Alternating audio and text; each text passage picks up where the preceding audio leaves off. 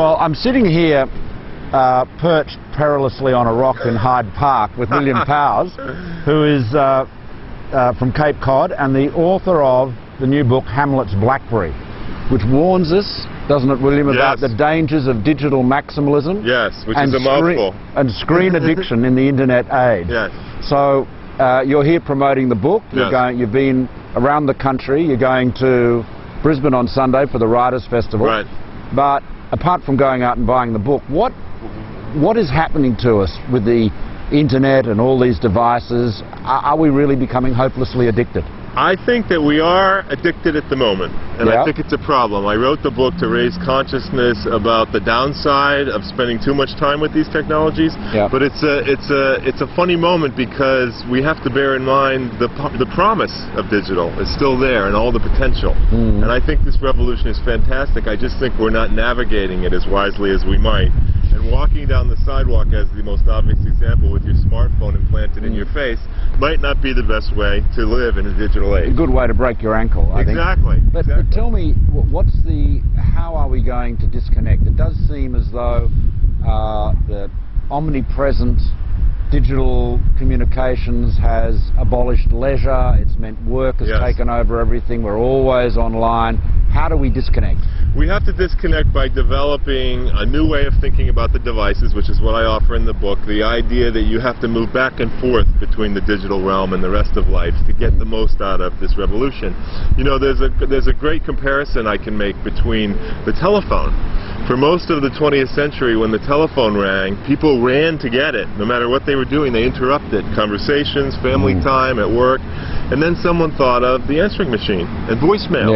And all of a sudden, you didn't have to run and answer the telephone anymore. You could wait for when it was the best time to deal with those messages. And I think we're going to develop strategies and probably technologies that help us do the same thing. You know, that's a very interesting point, because I remember when I was an investment banker in my own business here with Lucy, we were doing a lot of cross-border work, and I was always getting woken up in the middle of the night with calls from Europe and calls from the United States. And then when I joined Goldman Sachs, a global business, they had a very sophisticated voicemail system.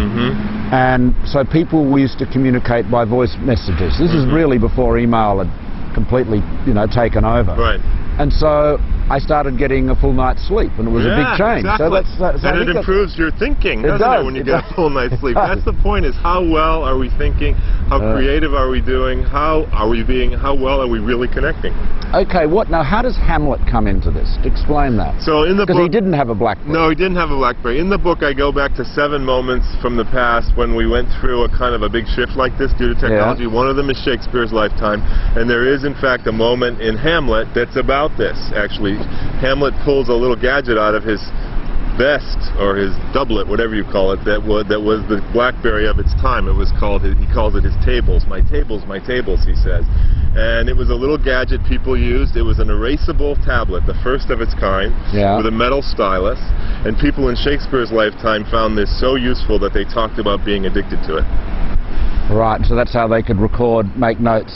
They could make notes, to-do lists, things they wanted to remember, and the beauty of it was in the age of print, when information was piling up everywhere and people had trouble keeping up with information, this was a way of writing information down and then making it go away because it was erasable.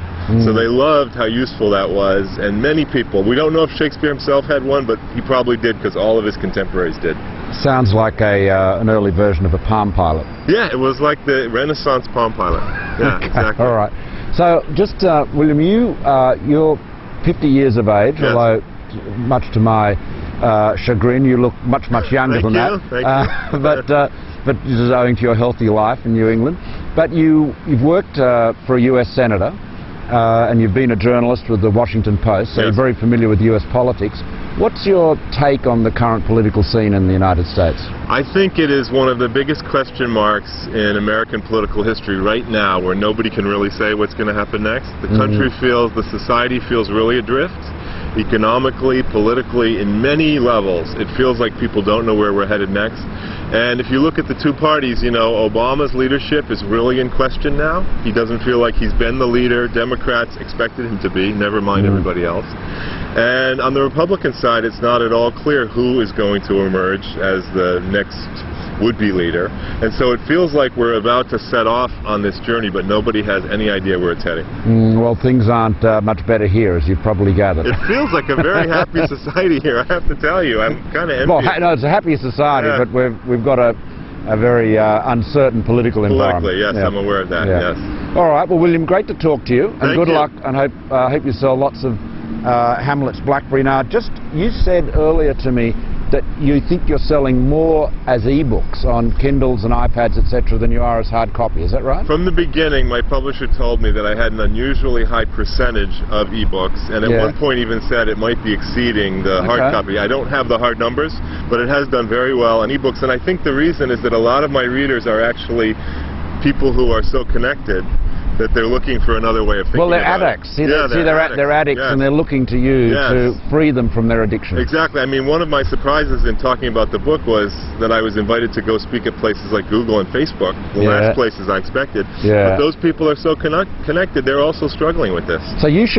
think you should be as welcome at Google as a temperance advocate would be in a brewery. Yeah, but it wound up not happening. I was thrilled. Okay, Yes. fantastic, William. Thank Good you to see so you. much. I Good luck. enjoyed it. Thank you. Okay.